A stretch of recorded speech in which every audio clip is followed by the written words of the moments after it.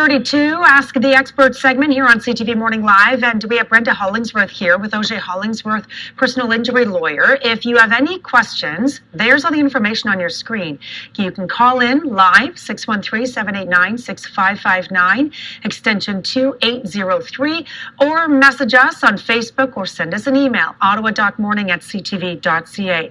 Brenda, we were talking just before there about school buses, walking to school, driving your kids to school.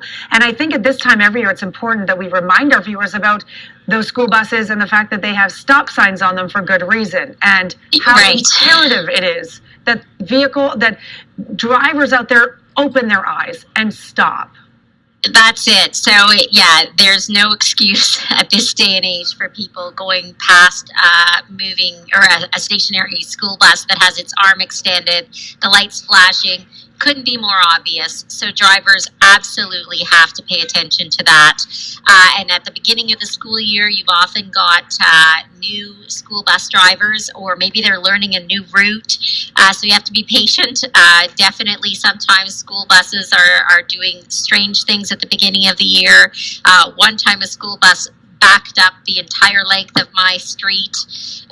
You have to be patient with these people because it's a hard job. Yeah, let's not also forget that two kids getting onto that school bus, if there's several kids at that stop, they're going to try to keep their distance, so it could take longer. So that bus might be stopped for a long time, and I know people get impatient, they got to get to work, but this is where we got to really tune into our patience and maybe give ourselves extra time out on the roads in September. Exactly. There is nothing happening on the roads that should make you impatient, right? The only reason you're impatient is because you haven't left enough time. So put on some good music and take a breath and watch the cute kids getting on the bus, because nobody wants a tragedy.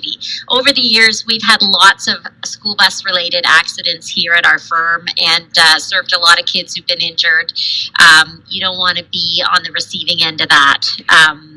Nobody wants, the guilt that people have when they've been involved in an accident in a school bus is huge. Yeah. So you don't want that. So it's one thing when the arm is out and the lights are flashing, but sometimes school buses are parked, usually along the side of a school, either waiting for pickup, or they haven't left yet, or they're dropping kids off. It is also important to be vigilant about kids crossing the street between school buses. Obviously, they shouldn't do that, but sometimes, and more often than you'd think, kids will see sort of a 2-meter wide opening between a school bus and think that's a good place for me to cross the street. And so when you see school buses, you need to expect that a child might step out from between them, or I think that's really in front important. of them. Yeah, that is a good way to put it. Almost act as if there's going to be a child coming out. That's right. When you're near a school and it's a school day, expect a child, because there will often be children. What about incidents that can happen even on the bus for our kids when it comes to safety? And I'm not talking COVID precautions, but just in general, for kids sitting on those benches. I mean, we know they don't have seatbelts. It's not like getting into your car. Right. So what should we as parents tell them?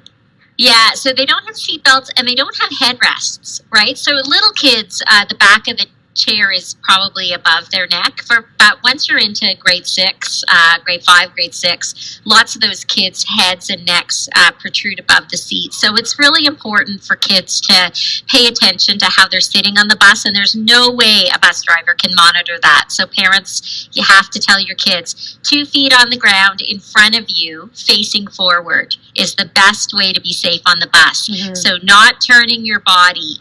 And one of the things that I'm thinking about in the COVID world, especially the older kids who are aware of social distancing, they're aware that they might be too close to others on the bus, they might be inclined to turn their back to the other person in the seat if they have to double up in a seat, and put their feet in the aisle.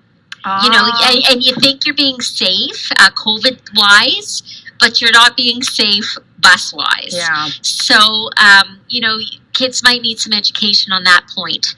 The other thing, COVID or not, is we have had 2 very serious accidents at our firm where a child standing on the bus has been propelled forward into the front windshield of the bus inside, because they're standing, the bus comes to a sudden stop.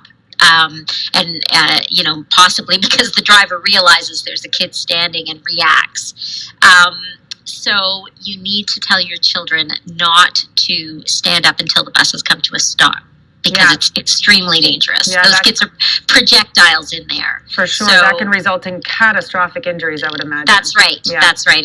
That's not a good thing to have happen to your child. So you need to educate them. Yeah, there's a lot on our bus drivers, riding yes. a lot on our bus drivers in this new world of COVID. So let's not put anything more on them. Let's make sure we tell our kids how they have to behave on the bus. And as drivers on the road, let's put that onus on us to be the best drivers we can be, so that they don't have to worry about, people going through their arm or, doing things that could put anybody's lives at danger. Okay, a good conversation. We're going to continue after this quick break. If you have any questions about the return to school for your kids, or otherwise, let us know. Brenda is standing by to take your calls. 613-789-6559, extension 2803, ottawa.morning@ctv.ca.